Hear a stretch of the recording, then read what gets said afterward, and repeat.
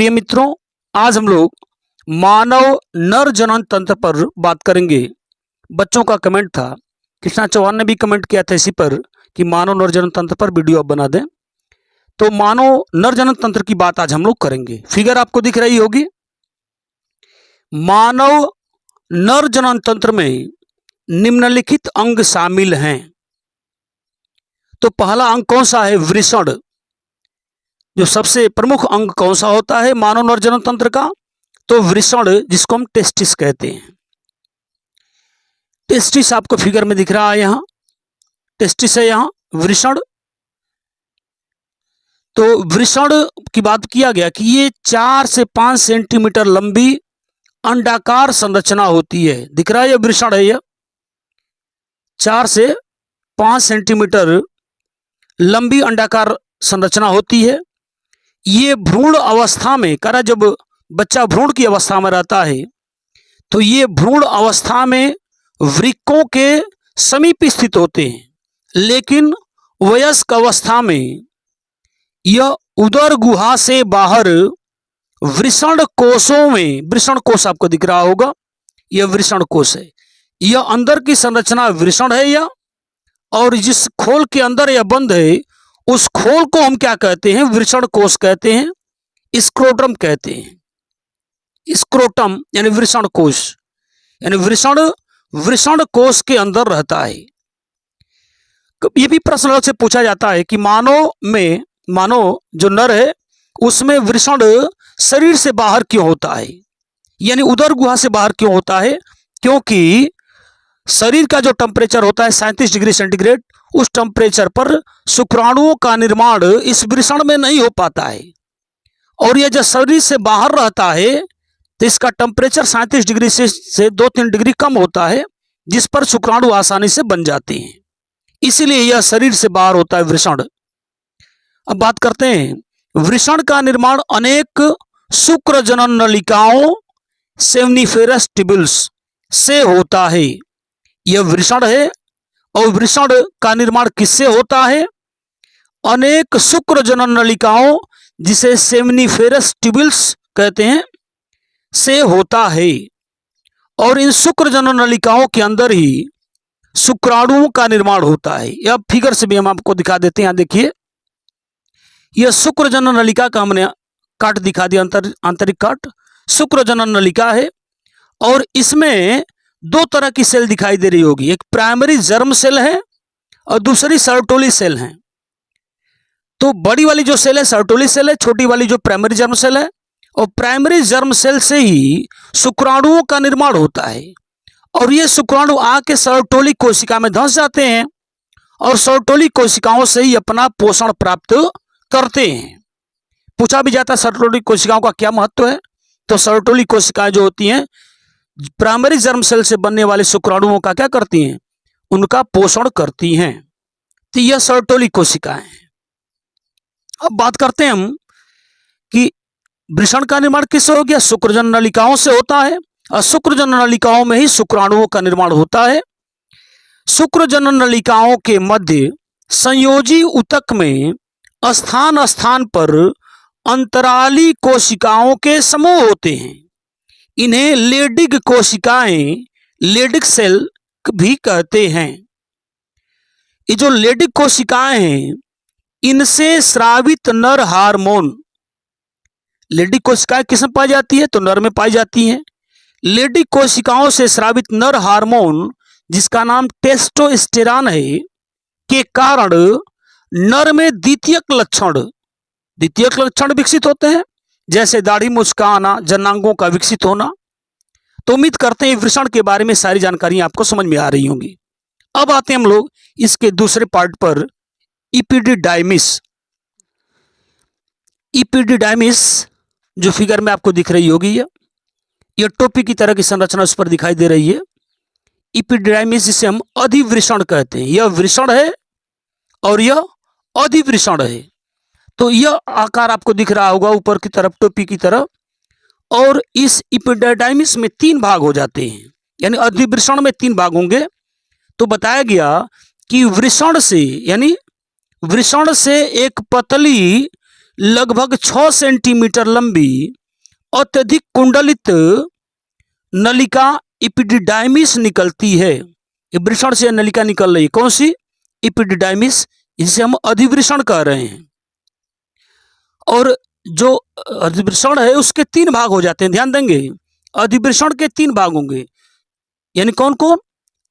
जो वृषण के अग्र, मध्य तथा पश्च वाह्य सतह पर, यानी वृषण के अग्र, मध्य यानी अग्र, मध्य और पश्च वाह्य सतह पर क्रमशः कैपट, यानी अग्रभाग पर क्या हिस्सा रहेगा? कैपट, मध्य वाले पर कार्पस तथा कार्डा, कार्डा का मतलब ही पूंछ होता है, तो कार्डा का निर्माण करती है। यानी सबसे लास्ट हिस्सा क्या रहेगा? यह अधिवृषण है, उसका अंतिम हिस्सा क्या रहेगा? कार्डा। पहला हिस्सा कौन सा रहेगा ऊपर? तो वह कैपट है। अब मध्य वाला हिस्सा कार्पस है, और सबसे लास्ट में जो पूंछ की तरफ हिस्सा रहेगा वही क्या है? कार्डा का निर्माण करती है। तो इस तरह से एपिडाइडिमिस में 3 भाग हो गए, कौन कौन? ऊपर वाला कैपट, मध्य वाला कार्पस, और सबसे लास्ट में जहां खत्म हो रही है यहां कार्डा हो जाता है। शुक्रवाहिनी, यह शुक्रवाहिनी आपको दिख रही है। ये शुक्रवाहिनी देख ही रहे हैं कहां से निकला है? जो एपिडाइमिस है, अधिवृषण है, उसका जो सबसे अंतिम भाग कार्डा था, उसी कार्डा से निकलती है यह।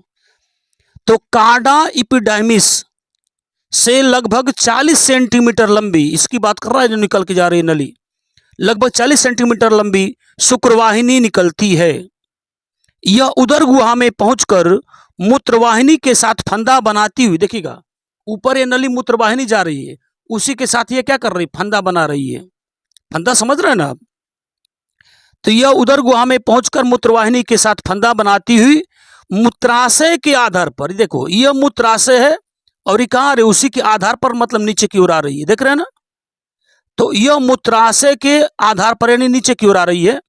आधार पर स्थित शुक्राशय की छोटी सी नलिका, देखिएगा यह शुक्राशय है, शुक्राशय की छोटी सी नलिका, शुक्राशय से नलिका निकली है, शुक्राशय की छोटी सी नलिका से जुड़ जाती है। और इन दोनों नलिकाओं के जुड़ने से, दोनों मतलब कौन कौन? एक शुक्रवाहिनी जो जा रही है वह, और दूसरी कौन है? जो शुक्राशय से छोटी नलिका निकली है, ये दोनों आपस में जुड़ जाती है। दोनों नलिकाओं के जुड़ने से स्खलन नलिका बनती है, दोनों आपस में मिल गई। यानी यह जो जा रही है शुक्रवाहिनी, वह शुक्रवाहिनी और यह शुक्राशय से निकली हुई नलिका दोनों आपस में मिल जाती हैं, मिलके स्खलन नलिका बनाती हैं, जो मूत्र मार्ग में खुलती है। आगे जाके वो कहाँ खुल जाएगी? स्खलन नलिका कहाँ खुल जाएगी? मूत्र मार्ग में खुल जाती है। और ऊपर से देख रहे हैं मूत्राशय, उसी से मूत्र मार्ग आ रहा है इधर आगे की ओर। शुक्रवाहिनी का अंतिम भाग फूला हुआ होता है। शुक्रवाहिनी का यहाँ से यहाँ हिस्सा जो है देख रहे हैं, यह हिस्सा कैसा होता है? अंतिम भाग फूला हुआ होता है, जिसे तुम्बिका कहते हैं। तुम्बिका यानी एम्पुला कहते हैं। और इससे चिपचिपा गाढ़ा क्षारीय तरल स्रावित होता है, जो शुक्राणुओं के साथ मिलकर वीर्य बनाता है। यानी जो शुक्रवाहिनी का अंतिम हिस्सा फूला हुआ है उसे हम तुम्बिका कहेंगे, फिगर में दिख रही है यह, तुम्बिका कहते हैं। और इससे चिपचिपा गाढ़ा क्षारीय तरल स्रावित होता है, जो शुक्राणुओं के साथ मिलकर के, चूंकि शुक्रवाहिनी में शुक्राणु जा रहे हैं तो शुक्राणुओं के साथ मिलकर के वीर्य का निर्माण करता है। अब बात करते हैं मूत्र मार्ग की, जिसे यूरेथ्रा कहते हैं। मूत्र मार्ग यानी यूरेथ्रा आपको दिख रहा हो यहाँ, यह मूत्राशय से प्रारंभ होगा। कहां से शुरू हो गया है? मूत्राशय से। यहां से मूत्राशय से प्रारंभ होकर शिश्न, यह शिश्न है, शिश्न के शिखर पर, देख रहे हैं मूत्राशय से शुरू हुई है और शिश्न के यहाँ यानी शिखर तक आती है यह। तो यह मूत्राशय से प्रारंभ होकर शिश्न के शिखर पर, यानी शिखर पर यहाँ मूत्र जनन छिद्र द्वारा, इसको हम क्या कहेंगे? मूत्र जनन छिद्र कहेंगे इसको। मूत्र जनन छिद्र द्वारा खुलता है। यह लगभग 20 सेंटीमीटर लंबा होता है। शिश्न यानी पेनिस यह है। यह एक उत्थानशील, उत्थानशील का मतलब उत्तेजनाशील, उत्तेजनाशील होता है तो यह स्ट्रांग हो जाता है। तो यह एक उत्थानशील अत्यधिक पेशी, अत्यधिक पेशी मतलब अधिक पेशियों से बना हुआ मैथुन में सहायक अंग है, यानी सेक्स आर्गन है यह। शिश्न का अग्रभाग संवेदनशील होता है, यानी कोमल होता है, जिसे शिश्न मुंड कहते हैं। यानी इस हिस्से को क्या कहेंगे? ये जो हिस्सा आपको दिख रहा है इसको हम शिश्न मुंड कहते हैं।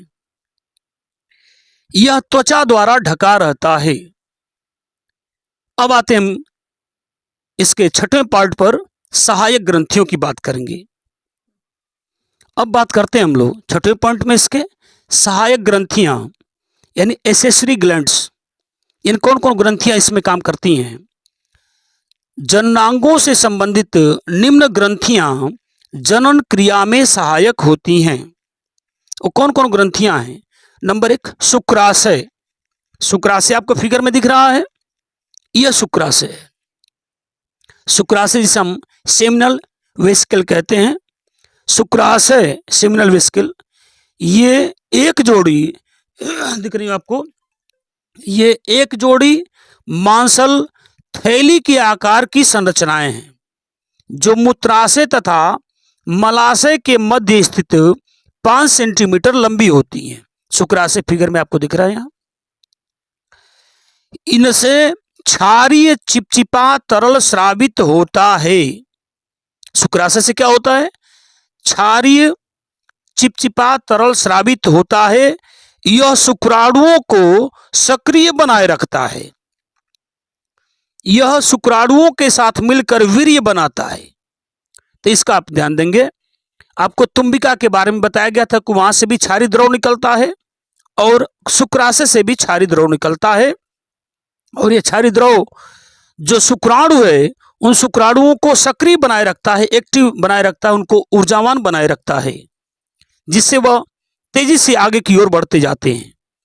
यह शुक्राणुओं के साथ मिलकर वीर्य बनाता है। अब आते हैं दूसरा, क्या है इसका?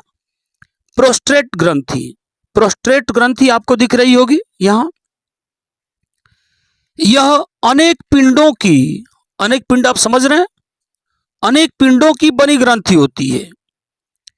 अनेक पिंड कहने का मतलब क्या है देख लीजिए। अगर ऐसे मान लीजिए कई पिंड ऐसे, तो यह अनेक पिंडों की बनी ग्रंथि होती है।